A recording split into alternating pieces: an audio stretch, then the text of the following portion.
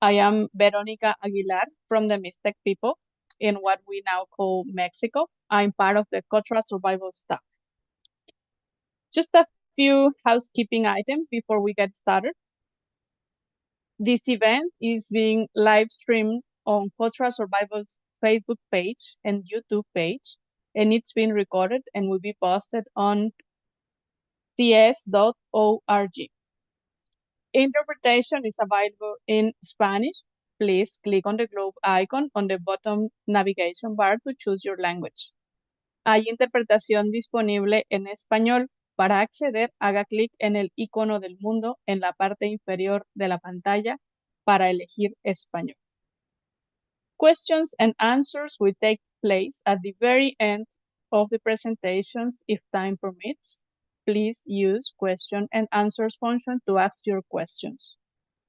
If you like what you learned in this webinar, please consider donating at cs.org/donate.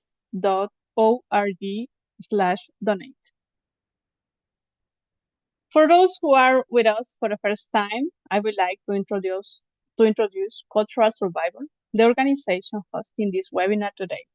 We are a 53-year-old NGO and Indigenous-led nonprofit based in Cambridge, Massachusetts, with 41 staff in 16 countries. Cultural Survival advocates for Indigenous peoples' rights and supports Indigenous communities' self-determination, cultures, and political resilience since 1972. Cultural Survival envisions a future that respects and honors Indigenous peoples' inherent rights and dynamic cultures, deeply and richly interwoven in lands, languages, spiritual traditions, as well as artistic expression rooted in self-determination and self-governance. We do this through a four-pronged approach: grant-making, advocacy, capacity building, and communications.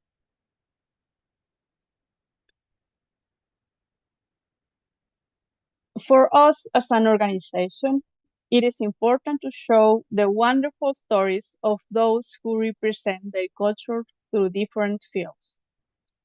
This time, our panel is related to our December issue of the Cultural Survival Quarterly, dedicated to uplifting a few of the many stories of Indigenous-led stewardship and care of the earth. Indigenous people continue to battle forest conservation efforts that displace communities from their lands and territories and restrict access to environment in the name of conservation. Yet, Indigenous communities are the guardians and keepers of the earth, making up just over 6% of the world population, but steward 25% of the Earth's surface and 40% of intact ecosystems, and protect 80% of the planet's remaining biodiversity. This is no coincidence, but due to the deep relationship we hold with our territories.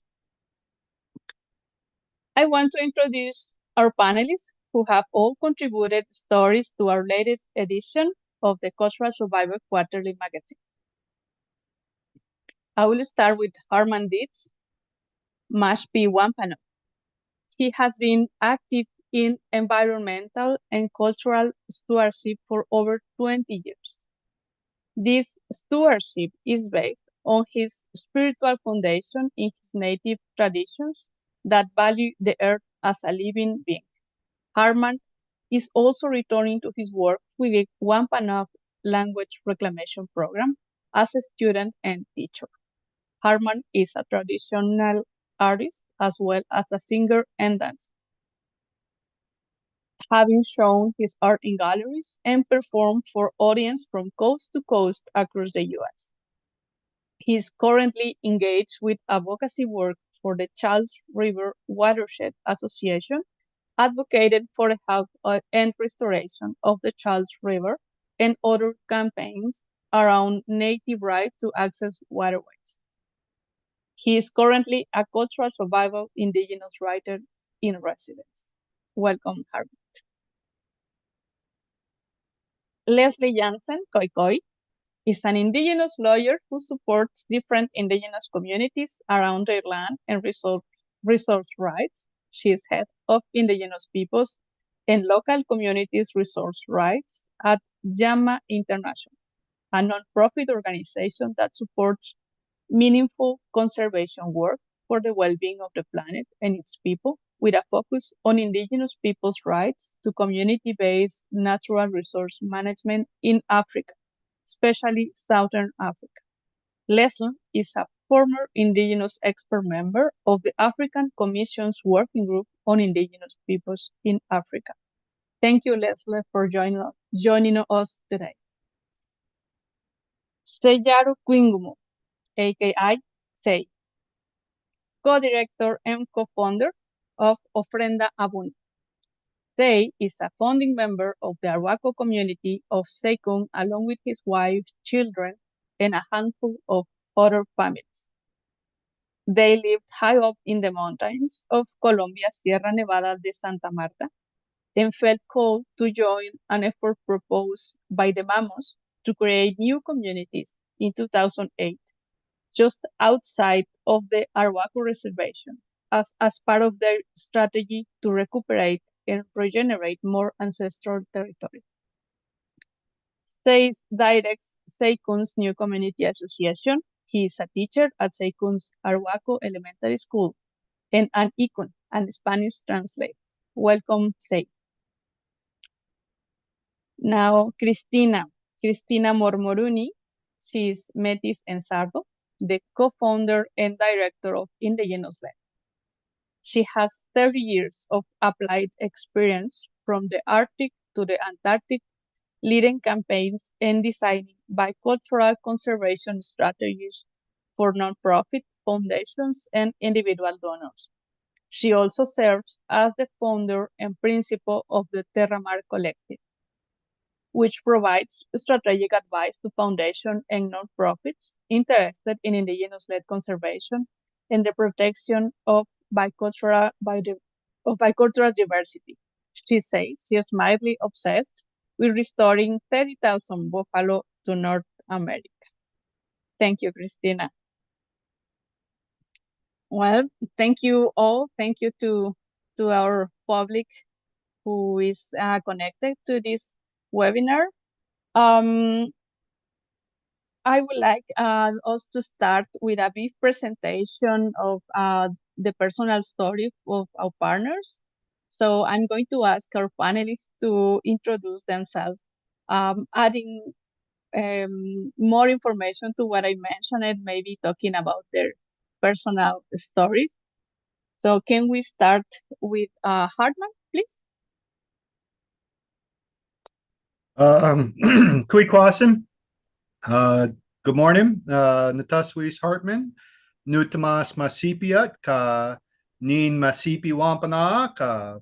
So that means my name is Hartman and my blood and bones are from the land of Mashpee. I'm a Mashpee Wampanoag person.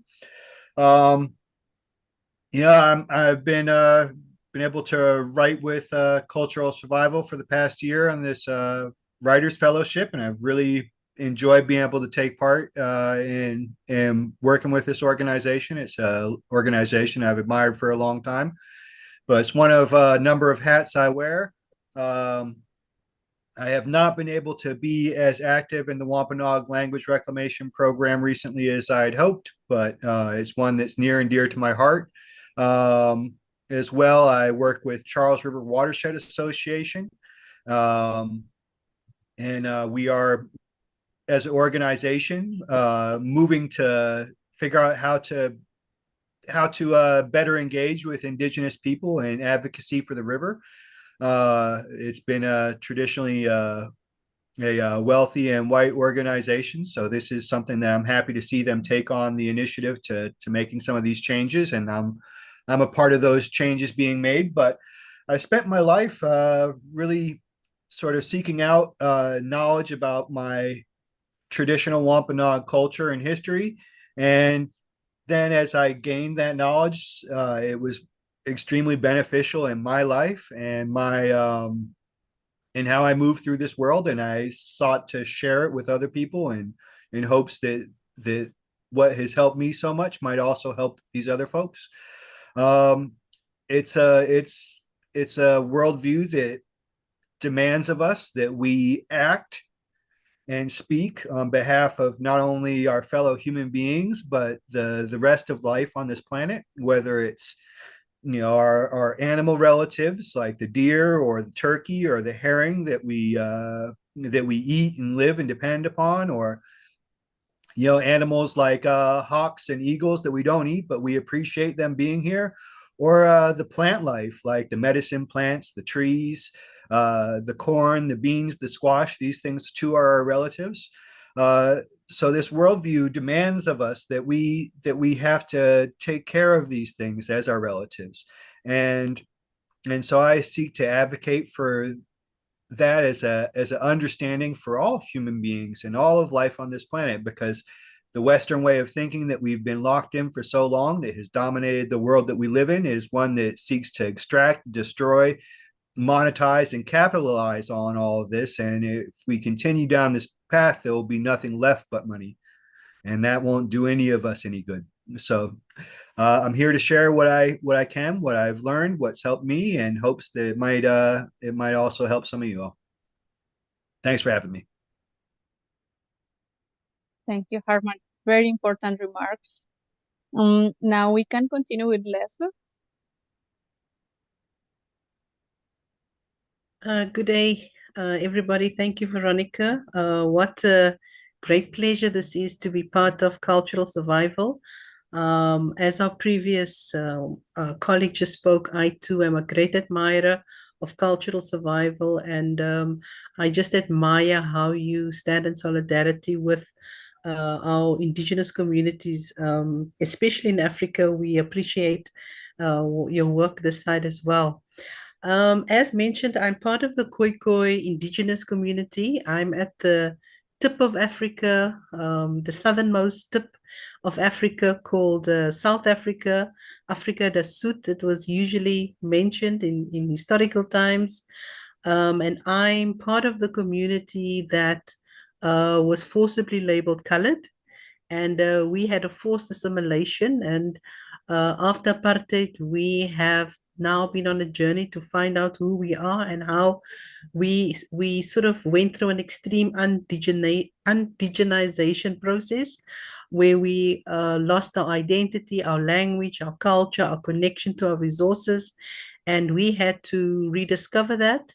And that journey took me to becoming a lawyer, going into law.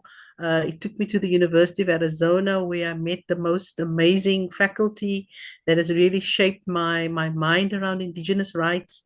And that has just led me on this path where it started off with human rights. I'm now squarely in the conservation context and very happy to be here. But more importantly, sort of struggling every day with how do we fully situate community conservation within this conversation. I am formally full-time part of JAMA International. JAMA International is a conservation, it's a UK-based charity which supports community conservation initiatives in Africa. And they're also very much into healing processes that are used across prisons in different parts of the world. And they're also involved in Indigenous education efforts, a range of initiatives. They are standing in solidarity with communities. And they have this last 12 months started to deepen their work around Indigenous peoples' rights. And I'm working to ensure that we can, in the context of stewardship, natural resource rights, establish that program. I was also formerly part of the African Commission's working group on Indigenous populations in Africa, where the work was centered around bringing the global norms around Indigenous people into the African, the regional system. And that has also been a key body of work that helped shape me and my thoughts on this. More than that, I'm just happy to hear the stories and be part of the conversation today. Thank you so much. Thank you, lesler. Say, can you go next, please? Say.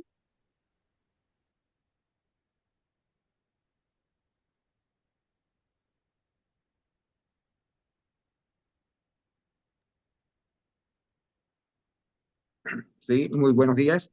Eh, un gran placer de mi comunidad, lo que estamos aquí, tener esta oportunidad de conversar y de escuchar otras experiencias también.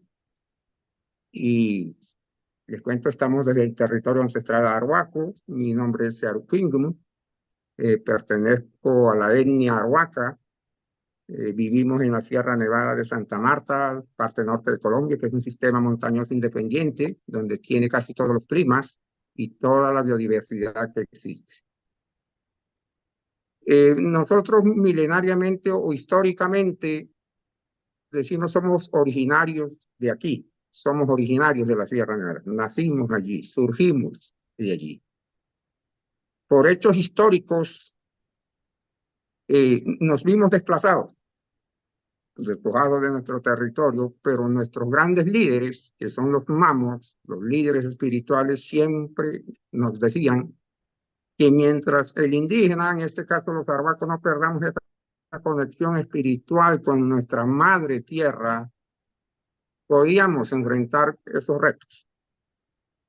Esa conexión espiritual se ve reflejada en nuestro idioma, en nuestra lengua, en nuestra forma de vestir, en nuestra forma de cultivar, en nuestra forma de hacer nuestras casas, en nuestra forma de relacionarnos, en nuestra forma de educarnos, esa educación propia, en la forma de nosotros, cómo vemos la salud, cómo vemos qué conceptos tenemos de salud, de decir que la salud de la madre tierra es la salud del ser humano. Esa conexión nunca la perdimos, todavía consideramos que tenemos viva esa fuerza espiritual y es lo que nos da garantía, nos da seguridad, que cada paso que demos lo vamos dándose con la guía de nuestros mayores. Nosotros como arhuacos decimos que la misionalidad es conservar, proteger, cuidar a la madre, porque nosotros prácticamente dependemos de la madre. No estamos en una escala superior a los demás seres de la naturaleza. Ellos pueden vivir sin nosotros, pero nosotros sin ellos no podríamos existir. Entonces, la misionalidad del arhuaco es cuidar, proteger, vivir armónicamente con nuestra madre. Por eso, para nosotros el concepto de territorio ancestral es como un texto sagrado. Allí está escrito, está impreso toda la sabiduría, todo el saber arhuaco. Por eso la importancia de recuperar cada espacio, porque es allí donde se inicia todo. Todo depende de nuestra madre. En ese sentido, ha habido siempre la idea de nuestros líderes y nosotros, las nuevas generaciones y muchas otras seguirán en este camino, buscando nuevas formas de cómo de buscar aliados. Y quizás esto hace también que lo que estamos haciendo ahora, que quizás hace 50, 60 años no era posible, hoy en día quizás este tipo de tecnología permite al menos que muchos grupos indígenas expresemos lo que estamos expresando ahora, en este caso nos escuchen los arhuacos también, qué propuesta tenemos. Para nosotros la propuesta es que, mire, hay una forma de cuidar a nuestra madre y es estando al lado, no es aislarla, es estando allí, conviviendo con ella. En este sentido, creamos como cofundador y codirector de Ofrenda Bunna, es seguir en esta tarea y buscar aliados. Por eso acá en la comunidad de Seitún, en mi comunidad, hemos recuperado unas 3.000 hectáreas, unos 8.000 acres. La idea que tenemos, la meta que tenemos es en 5 años más recuperar unas 2.000 hectáreas más para protegerla. Un 70% para cultivos nativos y el restante para nuestras prácticas, cultivos tradicionales, para nuestra subsistencia. Y eso lo hacemos entre todos. La misionalidad de todo barbaco es proteger. Entonces me siento muy agradecido de compartir y gracias por escucharnos.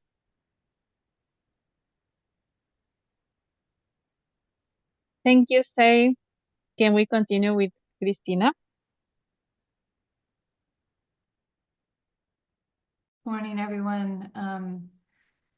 Thank you to my colleagues for those beautiful words. They felt like prayers. And one of the things that I'm so grateful to Cultural Survival for is being that voice to follow, to be connected, to not be alone in this work. And that's something that I stumbled into Cultural Survival when I was in graduate school, and it really was a lifesaver. And so now to be connected with all of you, I wish it was in person, but over Zoom is pretty darn good. And I just want to thank everybody for the amazing work that they're doing in the world to protect our mother, as Say just said. And something so beautiful to think about, we lie with our mother, and that's where the guidance comes from. And that's something that's so true for me and my work. My mother is Métis from the Red River settlement. My father is Sardinian, or traces his roots to Sardinia. They met in San Francisco, California, and that's where I was raised. So I was raised between worlds. And it's always been a really hard journey to be between worlds. Those of you that have lived between worlds know you're very much alone. And so this community, Cultural Survival, hearing these words, hearing the words of the animal beings is really what's kept me on this planet and kept me doing the work. And that is to who I am beholden. And one of the things that I think about a lot that really drives my work, really drives why I co-founded Indigenous-led with a dear colleague and friend, Irvin Carlson, is because our responsibility is to those beings that many don't listen to, that many describe as a resource. But they're our relations, they're our family, and that they are who I am in love with and who I have learned after doing this for 30 years actually love me back. And so it's just a real privilege to be here to talk about this work together. There's so much we need to do. What's happening to our Mother Earth is devastating. And there's many mornings when I wake up where I think, okay, can I do this one more day? And the reason I'm able to do it one more day is because of all of you and because of these kinds of conversations and because those beings whisper in my ear and tell me to keep going. So, Oki, everyone, greetings, buenos dias, buenas noches, I'm guessing in some places. Just a real privilege to be here. I was given a Blackfoot name by one of our elders, Minipoka, Peter Weasel Moccasin, and so I'm very honored to hold that name. Itsaki is my Blackfoot name. It means Wolverine woman. For those of you who know Wolverines, you don't want to back them into a corner. I am all love and light, much like a Wolverine, until I get backed into a corner. So just great to meet all of you, be connected with all of you, and I look so forward to the conversation today. Thank you. Thank you very much, Christina. Well, we have prepared some questions for our panelists, and later we'll have some time for the questions and answers from the public. So my first question is, what is Indigenous-led conservation to you? And please tell us about your work in conservation on your community or a broader level. I know you have mentioned already some of this information, but maybe those who haven't, please, the role is yours. The floor is yours.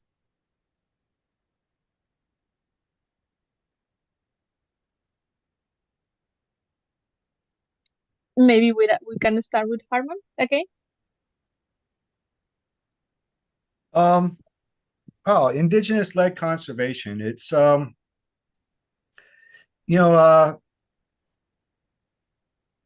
of the things about what we are all indigenous to somewhere in this world. We're human beings, and we all come from this earth.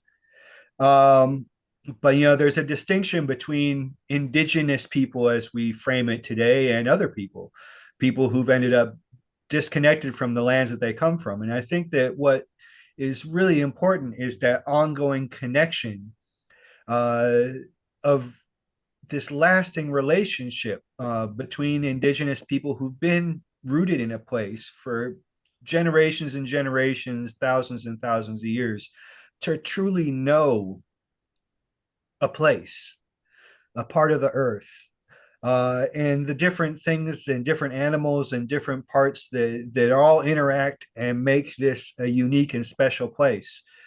So when we think about conservation efforts, who better to talk to than the people who've known that land for the longest, who've had the relationship with that land over generations and generations to see what the needs of all of these different aspects and part of that land is.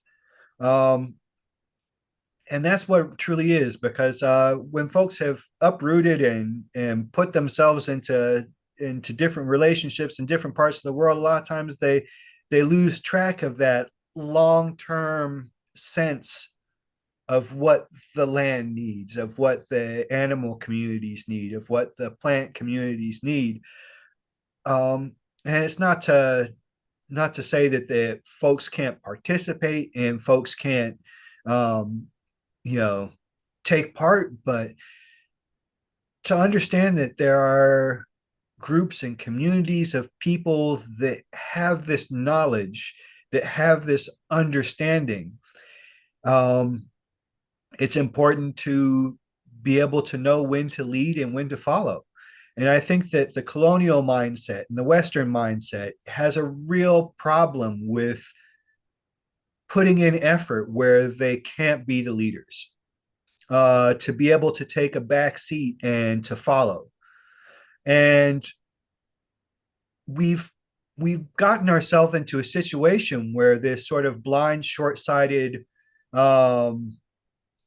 embrace of quick profit and expedience and instant gratification, it is clearly not serving the needs of humanity. We have to slow down. We have to think long term. We have to think about this world in a sense of how are we going to last for generations? Because we are at a point right now where our future, our very near future, depends on us changing the way we live now. And we've been following this Western thought, this idea of individuality, of competition, of might makes right, of commodification and profit above all else for far too long. There's a different way to live, and Indigenous people have managed to hold on to this. There's a reason why, in spite of having only 5% of the world's surface, that we have 80% of the biodiversity, because there's a worldview that cares for and understands this relationship, that we are not separate from the natural world. We are not separate from the earth. We are all a part of it. And what we do to the natural world, what we do to the earth, we do to ourselves. And to be able to understand that and get behind leadership that might take us in a new direction means that we might have a future, because the direction we've been heading is clearly going to end very soon. It's going to end tragically if we don't figure out a different approach. It's going to end regardless, though. It's going to end either an absolute disaster for all of us, where none of us are able to survive and life on Earth extinguishes itself, or it's going to end because we decide to make a change and we decide to live life differently. And that's the choice that I hope we make, because the fact of the matter is I do love humanity. I do love people. I do love animals. I do love the trees. I love to go walking through the woods and the mountains. I love to see the rivers flowing, and to be. I got to go to Slovenia this past year and lay on my belly and drink from the river. And what a pleasure that was. The water was absolutely beautiful. We should be able to do that all over the world. That commodity of water should be treated as the absolute most precious thing that it is, the foundation of all life. And we treat it instead, like it's disgraceful how we treat the water and the world and each other, really. So to have things that are indigenous led is to be able to step out of this idea of competition and replace that with cooperation. It's being able to step out of this idea of the rugged individual into the sense of community, of replacing independence with interdependence. And the idea that there's scarcity with the fact that there's enough in this world for all of us. These are changes that we can make, and there are people across the world. I speak to you as a native person of North America, of my territory, and blessed to be able to have people who are still in my territory, but there are indigenous people the world over. I see we've got folks from the Philippines, from Uganda, from I mentioned Slovenia in Europe, where oh my God, I was so impressed with how they take care of their land there. They said they won't allow any gas-powered motors on any fresh body of water because they say, why would you do that? And that's the attitude that we all need to take. And these folks that are in these places, they're people who've been rooted in these places for the long haul. They understand that their generations to follow them are going to be in these places for the long haul. So we can look to those folks who have these relationships with the land that have worked, that have proven to be successful, and we can follow that lead, and we can abandon this path of self-destruction. We don't have to keep moving forward on it. There is another way. So Indigenous-led is simply turning to the folks who have those relationships with the earth itself and following that lead, rather than the lead of the people who think they're somehow separate from nature, somehow separate from community, somehow separate from the world itself, that feel like they can, somehow colonize Mars or space because they have gained enough money to escape the world's problems. And the truth of the matter is that we are not ever going to be able to escape the problems that we are a part of ourselves, our humanity. We have to figure out how to solve them, not escape them. So that's what Indigenous-led means to me. Thank you, Hartman. Very valuable comments. You have pointed out a very important thing. Indigenous people treat nature differently, with a more respectful way. And in this same path, maybe our other panelists can comment on how is indigenous stewardship different from a Western conservation model, and what are the greatest benefits for our planet and humanity. Maybe Christina can add something. Happy to. Thank you, Hartman, for those comments. They really resonated. I got started in this work as a 20-year-old. I'm now not a 20-year-old anymore. And, back in that time, we didn't talk about Indigenous-led. We didn't talk about biocultural diversity. There was no space for Indigenous-led conservation. You had to sort of shove your way into the conversation. And I remember as a young woman, and as a 20-year-old, I probably looked like I was 10 years old, and I was a woman, and I was dark-skinned, and I was literally laughed at. I remember testifying as a 20-year-old and having the commissioners that I was testifying on behalf of Mother Earth to literally laughing at me. And so I just want to hit pause for a minute and just recognize all the people that have gotten us, all those beings, and our powerful Mother Earth that has gotten us to this moment where we're able to have this conversation with 316 participants from all around the world. So we're in an incredible place, and we're at a tipping point. And this is when the real work starts. This is when the real work starts, in the sense of we have to recognize how much healing is needed. how much healing is needed. And I remember as a young woman that I thought, okay, well, I'm just going to be smarter. And at the time, it was mostly white men. I'm going to be smarter than these white men. I'm going to work harder. I'm going to gather every data, every fact. I'm going to read every paper, and I'm going to be unstoppable because I have all those facts. And then I had an epiphany, and I realized it had nothing to do with facts. The facts really don't matter. What matters is this, our heart. And I realized that I wasn't doing it because of the facts, and people weren't listening because of the facts. They were listening because they too were devoted. They too were in love. They too were in relationship with the natural world, or they wanted to be. And so for me, now as I sit here, I realize that for me, what Indigenous-led conservation really is an act of love. It's an act of devotion. And it's a huge commitment, because when you go into the work to be effective, you have to be heart wide open. And lo and behold, when your heart is wide open, people can crush it. And people can kick you in the teeth.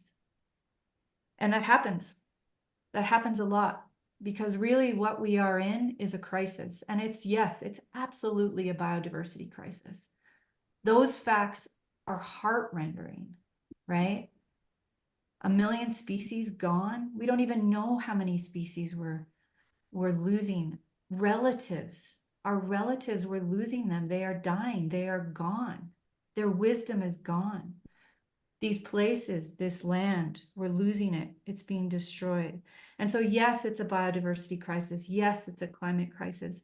But a very wise person, much wiser than me, said, really, it's a relationship crisis. So for me, what the Indigenous-led conservation model or methodology or philosophy is really about is remembering to be in relationship and remembering how to be in relationship. And because of colonization, we have to remember how to be in relationship with ourselves first, our communities, our families, the land. We have so much to remember. Some are lucky to have never forgotten. And we need to lean into that knowledge that is there. And that knowledge operates on so many levels. And I think that's another piece of the Indigenous-led conservation approach, is the ceremony and the cosmology that's talking to us. Our ancestors are talking to us, and we need to listen.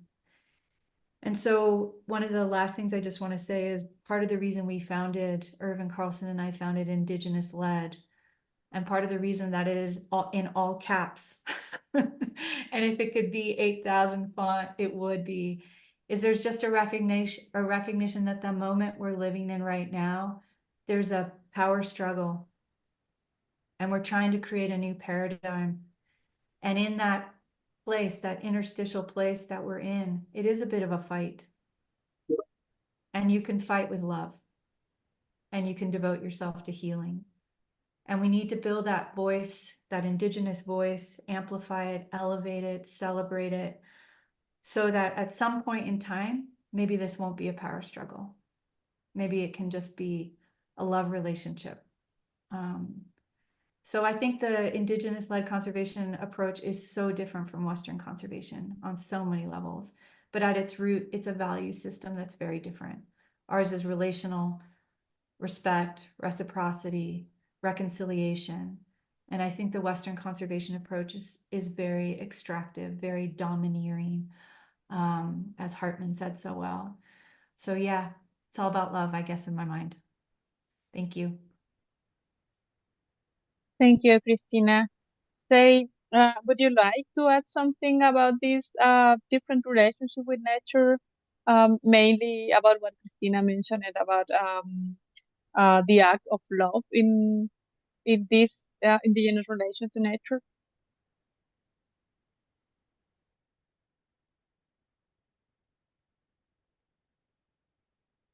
Sí, me gustaría aportar algo allí con respecto a qué diferencia hay este tipo de procesos liderados por indígenas.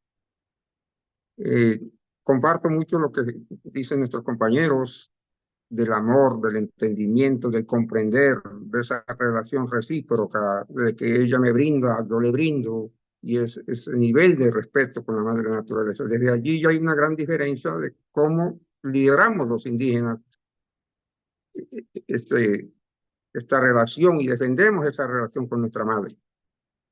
Desde mi cultura, desde mi pueblo, siempre considero que es posible que en los demás haya sido lo mismo. El indígena siempre lideró, históricamente, ha liderado, ha dado la voz, ha dado la pelea pacíficamente, como el caso de los arhuacos, de estar hablando, de buscar un reconocimiento, ya sea ante el Estado, de que tenemos derecho a un territorio, que tenemos derecho a que se respeten nuestras lenguas, a nuestras costumbres, nuestras ceremonias, que hoy en día quizás los cambios de tecnología hacen que de pronto usemos otro tipo de herramientas, como es este tipo de herramientas tecnológicas, o de tener este tipo de conversación. Sí, pero en esencia sigue siendo eso lo que hemos pregonado como grupos indígenas. Entonces, la gran diferencia es que estamos hablando los indígenas, quienes estamos arraigados, los que sentimos ese llamado y los que tenemos esa conexión. Estamos tratando de comunicar y en nuestro caso sabemos que hay muchos en el mundo, independientemente de indígenas o no indígenas, pero que consideramos que nuestro planeta es nuestro hogar y que de alguna manera sentimos ese llamado de hacer algo por nuestro planeta. Entonces, quizás es que busquemos alianza, nos vean a los indígenas como un aliado, que podemos hacer algo entre todos para proteger este hogar que es nuestro planeta desde distintos puntos. Y comparto, en ese sentido, comparto con todo lo que han dicho los demás compañeros. Entiendo que hay muchos retos, son situaciones diferentes, estamos en distintas partes del mundo, pero en esencia estamos defendiendo esta relación de respeto, amor, de reciprocidad con esa tierra, con todos los animales, porque con los animales sagrados, los árboles sagrados, las piedras sagradas, los pozos sagrados. Y nosotros, como indígenas, el día a día lo reflejamos.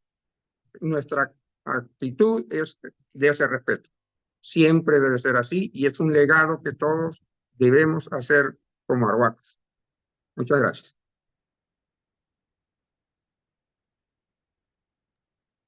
Thank you, Say.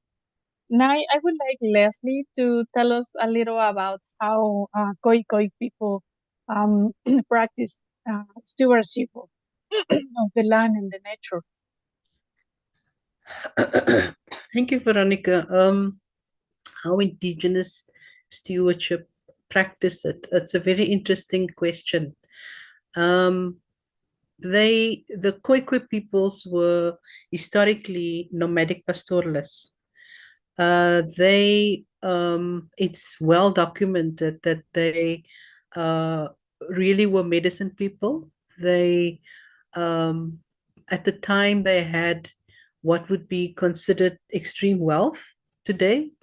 Their biodiversity was healthy. There were many.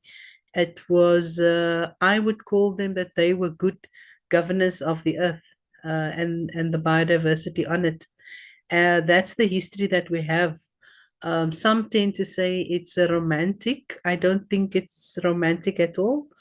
I'm not saying thereby there were no problems, but I think what gives me strength a lot is to know that the Khoi people were deeply people that lived by a deep ethos that were integrated with the environment. Stewardship and conservation was not something separate from them. It was integrated part of their being. And the problems that we are experiencing today is not what we experienced then. So I'm very proud to say, as conservationists, the Khoi people, I think, had a beautiful contribution. And I think what I want to add to this conversation, Veronica, is I come with a recommendation. I think we all are very clear that Indigenous stewardship is the way to go. For me, after a decade of trying to fix unfixable laws, I'm just clear that there's fundamentally we have to make a shift. I think in terms of biodiversity, we have had piecemeal, very, very important piecemeal gains. But I think we need to really sit with our gains and wins that we've had so far and try to critically assess how do we, given the urgency of the moment that we're in, how do we upscale? How do we systemize? How do we go bigger based on what we've achieved, based on those lessons? And the conclusion that that has brought me to, and I didn't easily come to this conclusion, is have learned from and observed fisher folk that's defending our oceans on the West Coast, learning from communities that have stewarded plant species, communities that are caring for, conserving, managing, and using animal wildlife in Southern Africa very sustainably. I've come to the conclusion we have to shift lawmaking to indigenous lawmaking. Because I found that, especially for the Africa context, we are in a time where we are able to change the system so that the system is based on indigenous values, indigenous cultures, indigenous ways of lives, and not just anymore trying to see how we can be added onto an already problematic law, but that we actually start designing laws holistically ourselves, and that we start taking laws already proactively, be it to senates, to parliaments, to law repositories, wherever laws are being kept and developed, that we can meaningfully, as a sector, influence conservation approaches, conservation sectors, but more sustainably, we have to take responsibility for lawmaking at a different scale using our own strengths, because we are sitting with the answers based on history, based on our evidence, what is working, what is conserving biodiversity, what is sustaining the earth. We have been shown, and our ancestors have shown, we understand what governance is about. In the Africa region, we are conceptualizing conservation and development initiatives outside of the paradigm worldview of Indigenous people. And we are constantly at the end and the victimhood of that. Not that I'm saying we're victims, but we are often at the effect of it. And we must use our own strength of Indigenous lawmaking to sort of see how can we disrupt and sort of open that up as an opportunity to start setting standards for the law much more systematically. And I think for coming to the conversation of the way forward, that is really the proposal. And I'm sure, I know that many communities are already engaged in Indigenous stewardship in many ways and that lawmaking. But my question really is, my challenge, I think I would like to leave with the webinar, how do we upscale this? What is the next level that we can take it to so that we can ensure that Indigenous stewardship is quite deeply embedded within the conservation paradigm? And that, I think, has a very, very important contribution potential for our biodiversity and our earth going forward. Thank you, Veronica. Thank you, Leslie. And speaking of laws, maybe Hartman can add something about your work in the context of rights of nature. Well, I've been an advocate for rights of nature ever since the term or the concept was put across to me. It's fundamentally an expression of what I believe should be how we approach the world. And I already had the belief and the foundational view before I heard the term rights of nature, but once I heard it and once it was laid out to me that um, that the legal standing of the natural world should be on par to humanity and to corporations. I think that we should stand above corporations. So the idea that Coca-Cola can be considered a legal person and a river cannot, that's preposterous to me. So the idea of rights in nature is that all these living parts of the world have a legal standing to be able to continue to exist unharmed, and that if harm comes to them, that there should be some kind of redress to those harms. Um, so so that's fundamentally what it is. It's a means of moving through the Western legal system to advocate for these things that all life needs. Fundamentally, all life needs. And the legal system is a human construct that we use to navigate socially. So it has to serve the needs of humanity, and the needs of humanity really are the broader needs of the planet itself, because we need to be able to have all of the things to live: clean air, clean water, clean soil, a rich biodiverse system of plants, animals. This all needs to be here for us to continue. And we have been short-sighted in the idea that we can just continue to extract and take and capitalize on these things. But we're running out of time on that, as I said before. With rights of nature, I think the first time I had come across it was with working with Idle No More in the San Francisco Bay Area, and the folks Shannon Biggs and Penny Opalplant, who started Movement Rights organization out of that, really took on rights of nature work, and we're doing that internationally and globally, and just really was inspired by the work that they did. Recently, one of the things that I've been able to get the Charles River Watershed Association to lend their support to and put their support behind is the Mashpee Wampanoag Native Environmental Ambassadors, a youth group that have taken on the rights of herring to advocate for the herring. Herring is a species that's integral to our cultural survival. And it's the bringer of our new year. It is fundamental to our annual subsistence cycle. And it's really a part of how we engage with the world around us. The herring traditionally would come up the river in the springtime after all the snow had started to melt. And at that time, they said, in pre-colonial times, that the rivers would run black with herring. They would be so full, and you could take as many herring as you could possibly need, enough to get you through the whole year if you salted and smoked these herring. You would have herring to last you through the wintertime when it was hard to go out to hunt, when there was no fresh vegetables. And this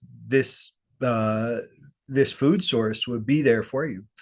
But come into the next spring, as you're coming near the herring returning and coming back the river, as they go up the river, they spawn, their babies come down into the estuaries, they go out into the ocean, and then they come back and they return back to the place that they were born from.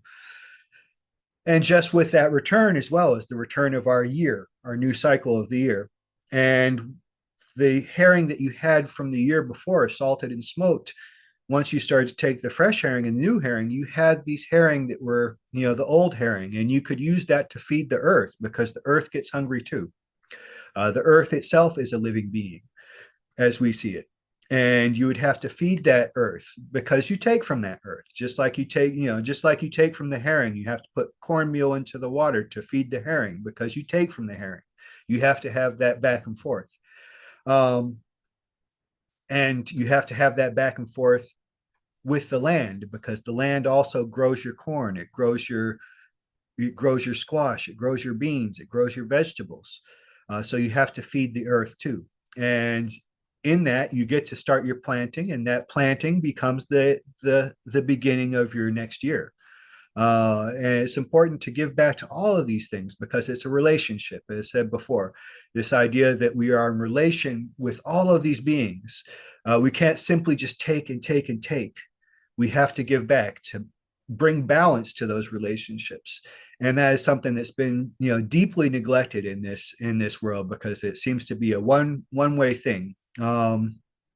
Anyway, I'm really proud of our youth for taking on this work of speaking up for the herring themselves, for advocating and deciding that they will be the legal spokespeople for these species of fish that are so intricately connected to our culture and our community and our annual cycle, our calendar. And it's it's something that as I said, it was part of what I'm doing with Charles River Watershed Association is helping them to find better ways to engage with Native communities and populations and say, look, there is leadership out there. These are youth. They are leading the way. We can put our support behind them. And, that's an important thing because there is successful there is successful movements out there. There is there is ways of working in the world that we can put our efforts behind. We don't always have to decide that we're going to be the leader of everything. We have this idea of the individuals, I have to. No, we can do it. And these youth are leading the way, and it's their future. So certainly why not get behind them? So I'm really proud of them and their work. But the rights of nature across the board is something that, is something that has to be addressed and dealt with the world over. So that's the truth of the matter, and it's something that we can expand. The whole world needs to see these things enacted. If we're going to continue to live on this planet, then we have to start to consider the natural world as necessary to our survival.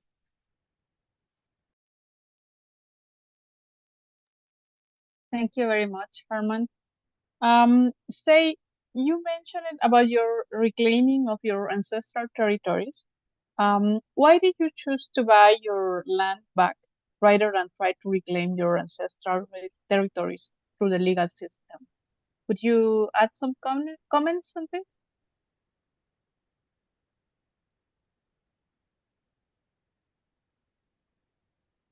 Sí. Si bien como cultura, como pueblo, reclamamos unos derechos ante el Estado y se han logrado cosas de que nos reconozcan un espacio, sin embargo, el problema no se resuelve todo allí. Ese espacio ancestral que consideramos, pues, está habitado por otros hermanos no indígenas, colonos, campesinos. Siendo la cultura aroaca una cultura del respeto, donde respetamos una piedra, donde respetamos un ave, donde es basado y no en la forma violenta o de exigir o de desalojar. Para nosotros consideramos que ellos tienen unos derechos, quienes están dentro de nuestro territorio. Por eso, los logros que hemos obtenido es siempre mediante el diálogo respetuoso. Ellos exigen que nos cambien ese espacio por dinero. Ellos dicen, bueno, nosotros lo único que reclamamos es el espacio. Por eso nosotros decimos, bueno, creo que en el mundo hay gente que se alinea con nosotros, que sienten ese llamado. Nosotros hacemos la tarea de conservar, de que este espacio se regenere, de que vuelva a surgir vida, porque el trato que le están dando no es el mismo que le daríamos nosotros. Es por eso que preferimos, que es lo mejor, aliarnos y buscar recursos para ir saneando nuestro territorio. Y cómo sabemos que esta propuesta que tenemos como pueblo arhuaco, quizás es novedoso. Es decir, cómo proteger, cuando nosotros decimos proteger es estando al lado de la madre, haciendo lo que a ella le conviene. Por eso nosotros, una forma de comprobar lo que han dicho nuestros líderes espirituales desde mucho tiempo, es un estudio que hicimos hace poco sobre cómo estaban las tierras hace 10 años atrás, unas tierras que están en manos de nosotros, y 10 años más tarde cómo están, y de hecho ahí se evidencia el gran cambio. Es una forma también de cómo la ciencia puede también corroborar lo que los indígenas, en cierto modo, decimos. Entonces, para nosotros es eso, el respeto hacia nuestros semejantes, a nuestros hermanos no indígenas campesinos, y esa es nuestra forma de ser, y así pensamos seguir, es lo que son como las metas que tenemos como comunidad.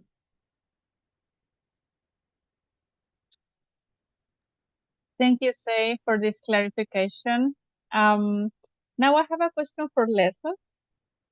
Can you comment on what have been the greatest obstacles in getting sustainable use of wildlife recognized as part of conservation measures in your region? Thanks, Veronica. Yes. Well, African indigenous people have been custodians of nature, living with and caring for wildlife for centuries. And in Southern Africa in particular, this indigenous governance is managed under the program of community-based natural resource management. It's their right to sustainably manage, control, and use their biodiversity, which includes wildlife, for their benefit, as enshrined in international treaties and national law. Globally, the global north, through the UK, the United States, and the EU countries, are proposing legislation aimed at wildlife conservation. If passed with certain promised conditions, will greatly harm the livelihood of the African indigenous peoples and African wildlife conservation, thereby directly impacting sustainable use of wildlife. We are seeking to ensure that the rights of African indigenous communities that are living under deeply problematic poverty in Southern Africa are protected, and that any new laws do not threaten the welfare of the animals they are intended to conserve, as well as people's common livelihoods responsible for protecting them.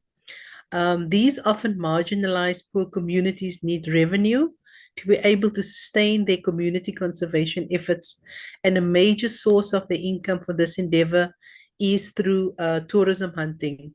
And so, for background, CBNRM, or community-based resources, is a response in post-colonial Africa, where states are looking to conserve environment from those imposed by colonial governments.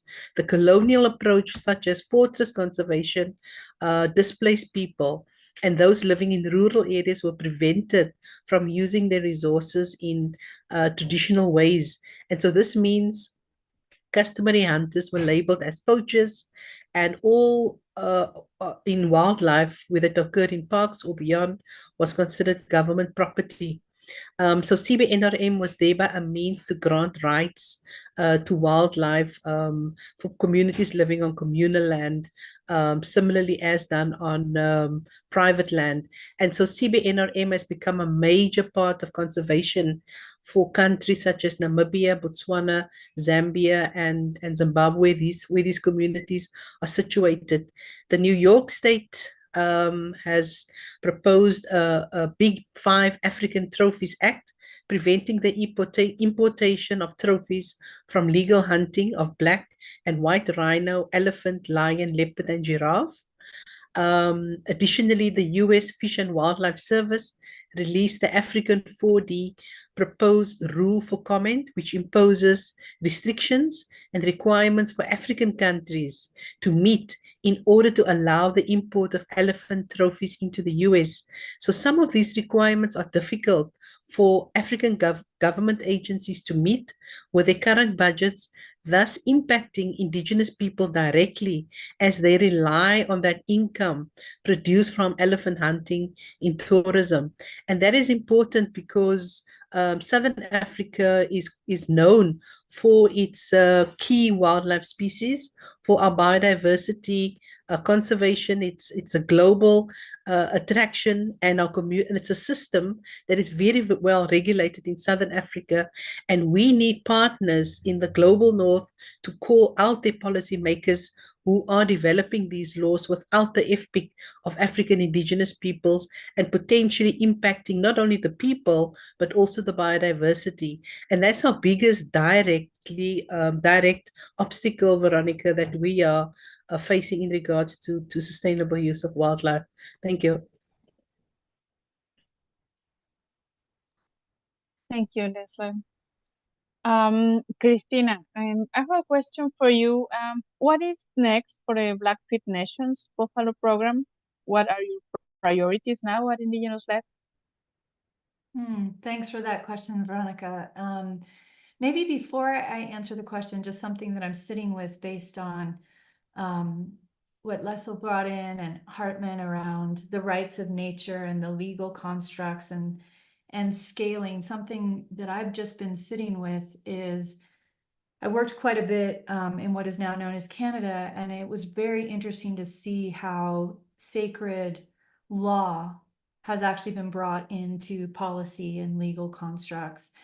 And one of the things I've been wondering is, why are things so much further along up north than they are here in what's now known as the United States? And so I really wonder about pushing for a Truth and Reconciliation Commission here in what's now known as the United States of America, to create space for things like sacred law to inform what we do in terms of the natural world. And I wonder too, in Canada, you see so much of the conversation is conservation is a pathway to reconciliation. We may have issues with the word conservation, but to Say's comment, how do we bridge worlds here? We're talking, and we need to bring everybody along to really turn this around. So I just wonder about things like a Truth and Reconciliation Commission here in the United States, and as an action point for this community to really push so that we can create space for those kinds of conversations. How do we scale this work? How do we implement this work in current legal and policy constructs? So that's just something that I'm sitting with. And certainly our work around buffalo rematriation is really an act of reconciliation at its heart. I've had the privilege of working with this project for a long time, almost 10 years. Actually, I think it's more like 7 years, 8 years. But the project has been ongoing for a long, long time. It's going on 2 decades. And Irvin Carlson, who I've mentioned several times, who co-founded Indigenous-led, is also the director of the Blackfeet Nations Buffalo Program. He also is the president of the Intertribal Buffalo Council. And Irvin has been at this for 30 years, bringing buffalo back to Indian country. And the reason buffalo is so important, not only is it our relative, not only is it our cultural teacher and guide, but obviously from an ecological perspective, it's both a cultural and a biological keystone species. So it has the power to heal and restore and revitalize the natural world, as well as the cultural systems that have lived in such an intimate embrace with it. And so we've been chipping away at this work for decades. And the project really got started. There's sort of some key moments in the project. One of the key moments was in the early 2000s. There was a series of community meetings, almost, I want to say over 100 community meetings across the Blackfoot Confederacy, to really pose this question: is it time for buffalo to come home? And in each meeting, whether it was a small meeting or a large meeting, there was a chair that was left empty for buffalo to guide us. And the resounding answer was yes. Yes, buffalo wants to come home. And our youth and our buffalo need to be at the center of this work. And this work is as much about bringing buffalo home through a biocultural lens as it is about healing divides, all the different divides. And there's more divides than we all have time for, but we chip away at them. And so that was one of the key moments. And then fast forward to about 2014, and about 70 buffalo calves came home from Elk Island National Park, where they had been taken at the peak of genocide, at the peak of slaughter. And those animals came home, and they have been growing up in Blackfeet territory. And then fast forward again to last summer, June of 23, and the Blackfeet Nation decided it was time to release buffalo and have them free roaming on Indian lands for the first time since genocide. And so 49 buffalo were released. And it was quite something, I have to say, to be a part of that, a small part of that incredible vision and work.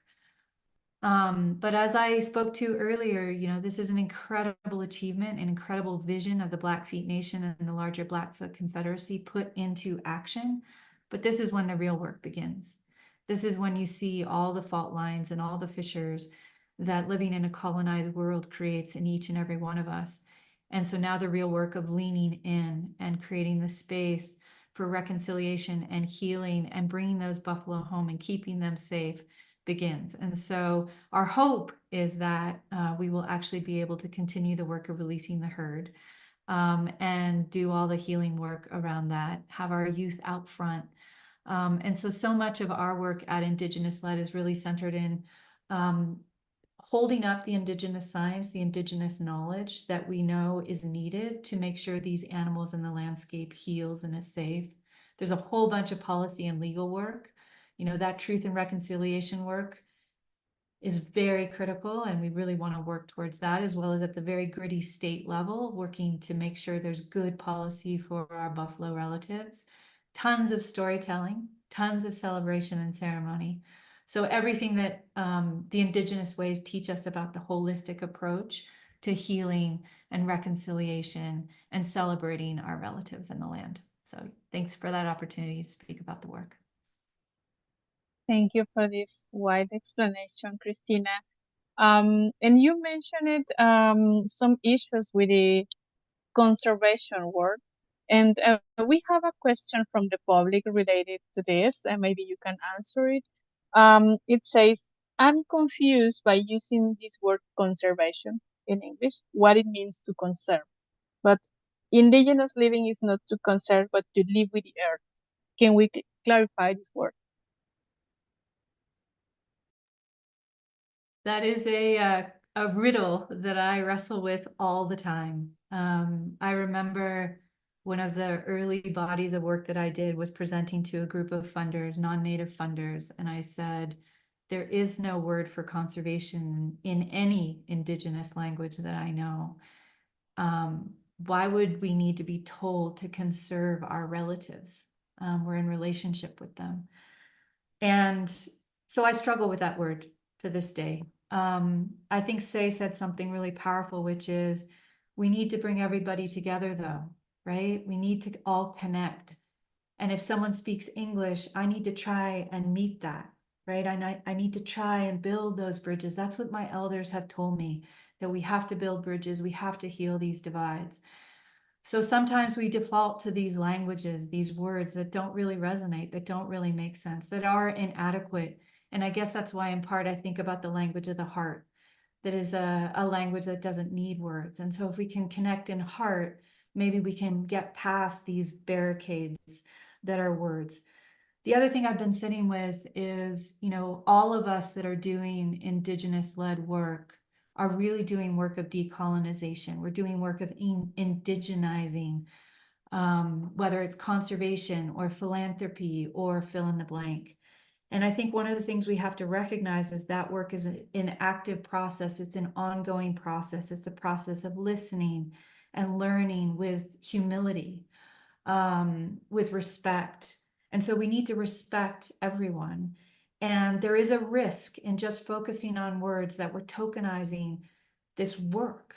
We're tokenizing something that is so much bigger than a word. And simply changing a word or two or 10 or 20 is not going to get us where we need to go. It's a much harder journey than just changing a word. So while I really appreciate those comments, and boy, do they resonate, and boy, do they make me twitchy and uncomfortable, I'm still going to lean in and try and figure out what the bigger riddle and the bigger question is here. And it's bigger than language. And how do we meet each other in heart? So.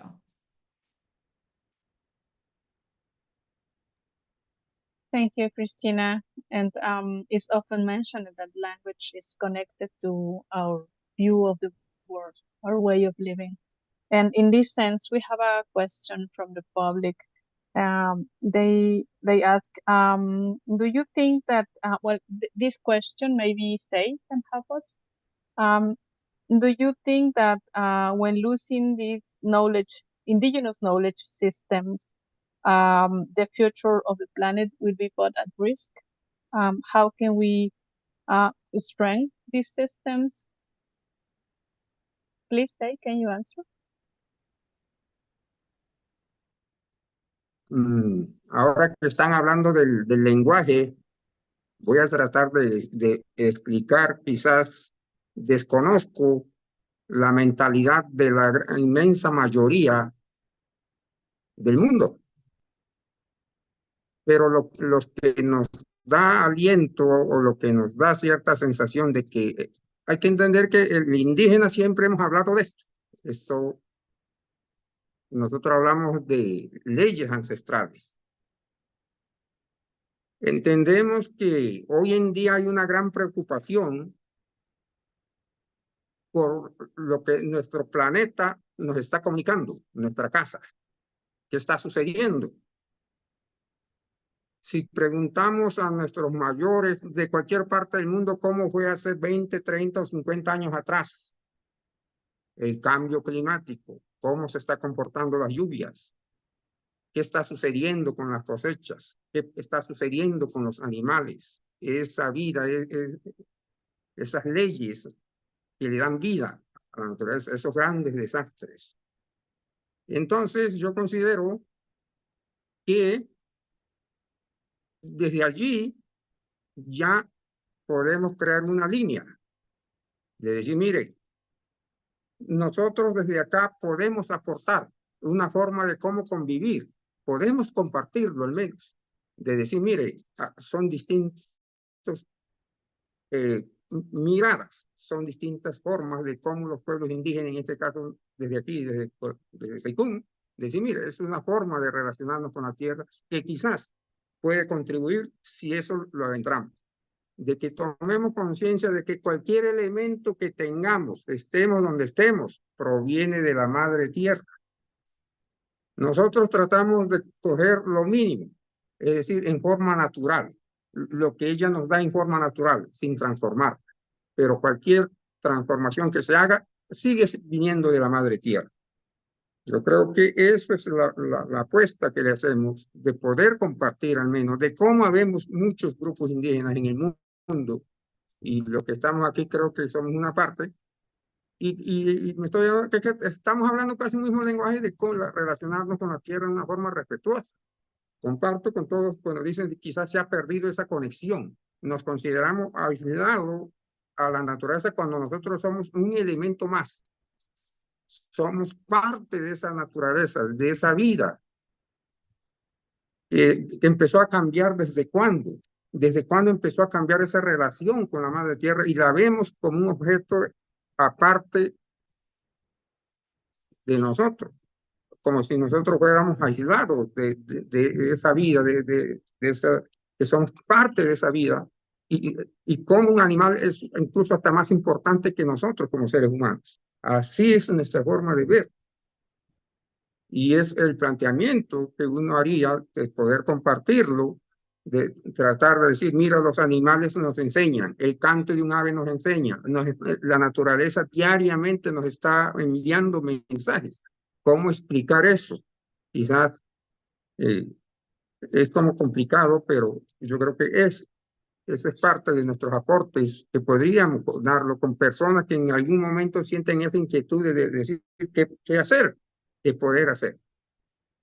qué podemos hacer con nuestro planeta y cómo contribuir.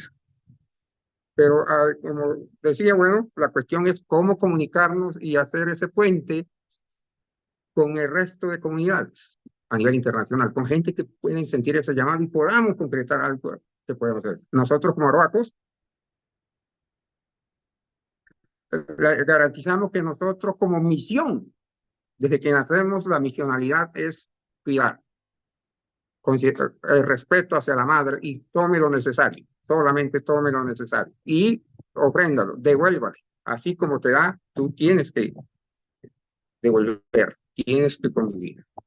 Gracias. No sé si te respondí a la pregunta. Yes, you did. Thank you, Say. And another question from our public. This one is for Leslie Johnson. And the question is, in Africa, are there any concrete signs that major global conservation organizations like World Wildlife Fund or Wildlife Conservation Society and others are changing their business practices in a way that would respect the rights of Africa's indigenous peoples?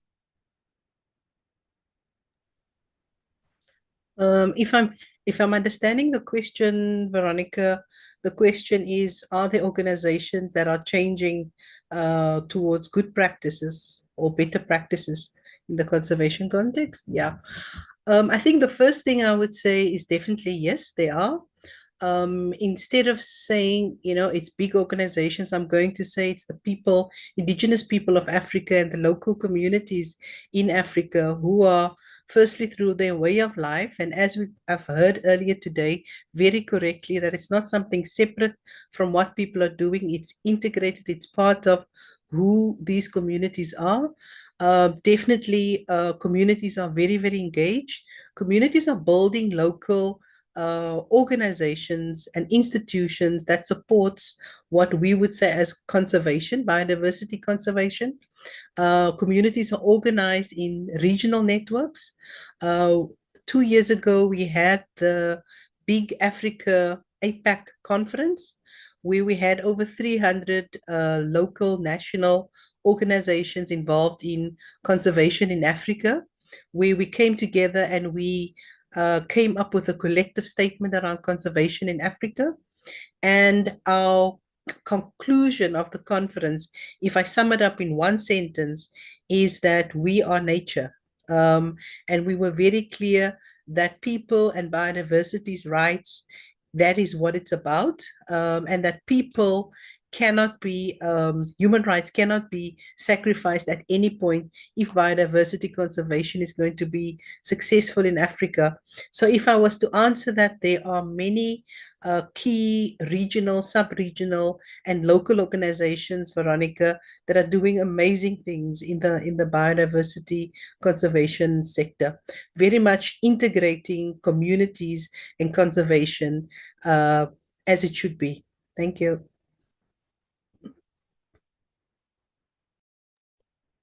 Thank you very much, Leslie, and all the panelists for answering these questions from our public.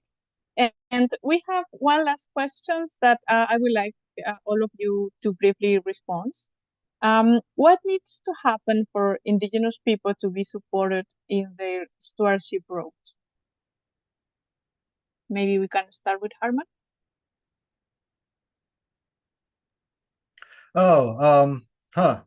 Well, just to step back to the term conservation. Ni nakanum wampanan tuang quat hawan naat achusatani.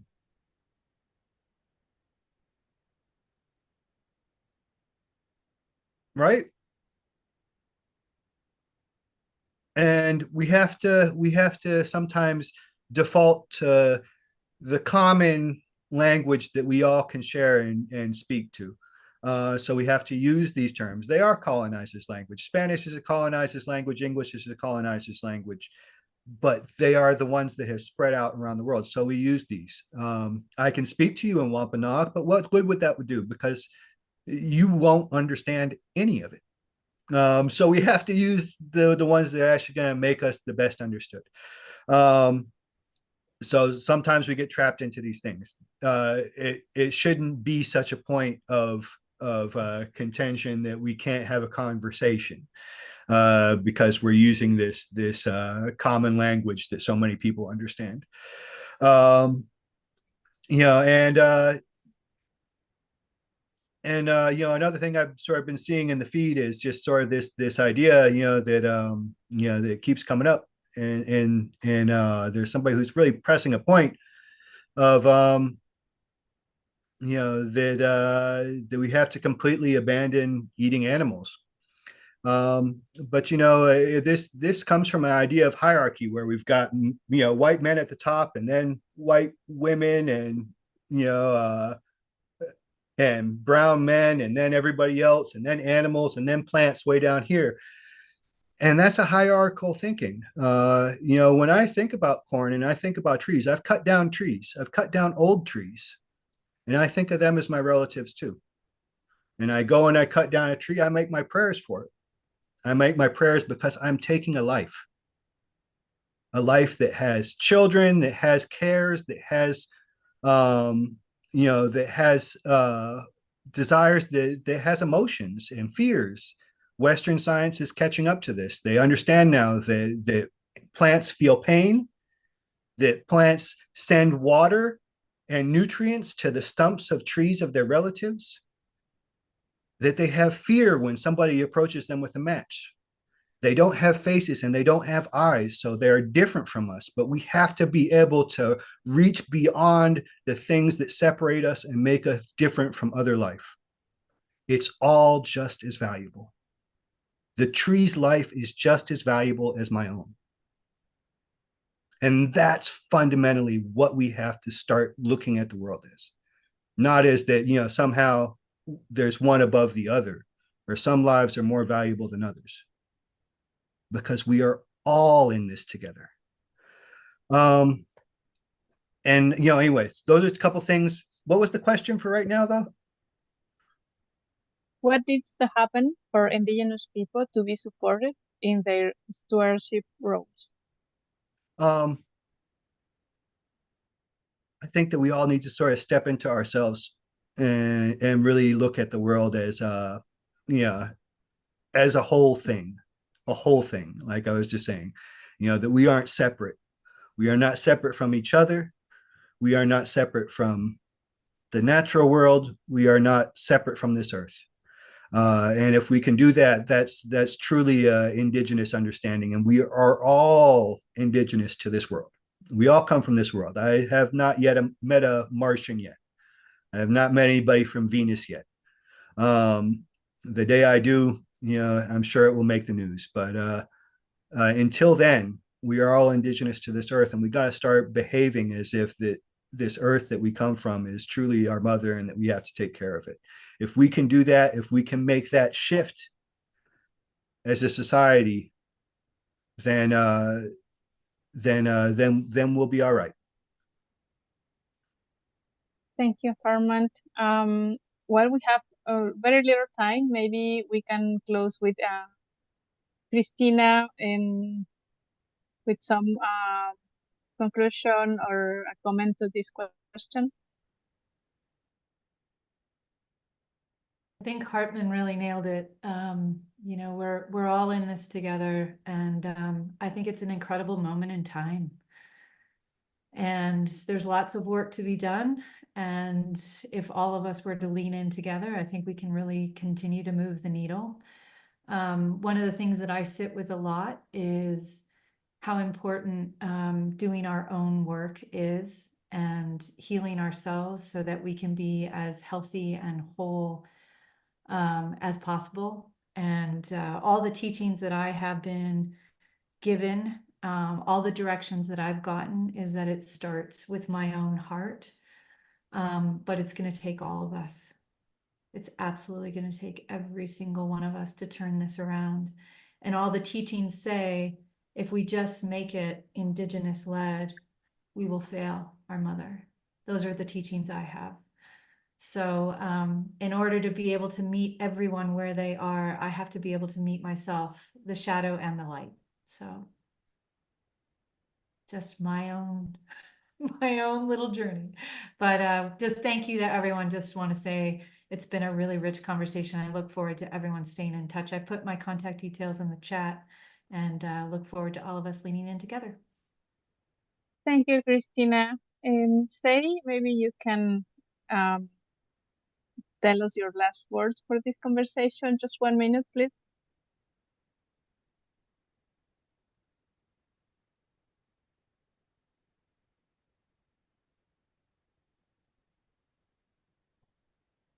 Con respecto a la pregunta, mire, ¿qué debe suceder? Yo creo que esa es una de las preguntas que como arhuacos, como grupo arhuaco, como comunidad, siempre nos venimos haciendo. ¿Qué debe suceder para que realmente empiece a haber un cambio? Sin embargo, consideramos que en el mundo hay muchas personas o fundaciones que estén alineadas con nuestra forma de pensar, con nuestra forma de relacionamiento con la tierra. En concreto, sería cómo sanear nuestro territorio ancestral, es buscando aportes para poder cumplir nuestra misión. Eso, si sucede eso, daríamos pasos grandes aquí. Thank you, Sadie. Leslie, 1 minute for the same question. Yeah, I think from my side, thanks, Veronica. I think it's just to reiterate what I've said. It's a deeply legal process that Indigenous stewardship and Indigenous peoples are involved in. And I think as far as we can protect the human rights of those communities, recognize the rights involved, and let that be articulated from the inside out as an Indigenous rights, based on the gains that we've already hard fought for. Looking at how do we upscale, having the conversation around how upscaling of Indigenous lawmaking, how do we actually take that forward, given what the moment needs, is really the message that I would like to emphasize. And I also would like to ask on our US partners to please address your US Wildlife Department about Rule 4 comment, which is highly problematic for our communities and what they're trying to build around sustainable use of wildlife. Thank you very much for this opportunity. Thank you, Leslie, and thank you to all our panelists for sharing your work and your experience with us. Thank you very much for being with us today in this webinar about Indigenous conservation of the land. If you like what you learned, please consider donating at cs.org/donate to support our work and keep up with us for future events through our social media platforms. If you'd like to receive our newsletter directly to your inbox and stay informed about our work supporting Indigenous communities worldwide, please feel free to drop your email address in the chat. You can sign up for our newsletter by visiting the link provided in the chat. Thank you, and until the next time.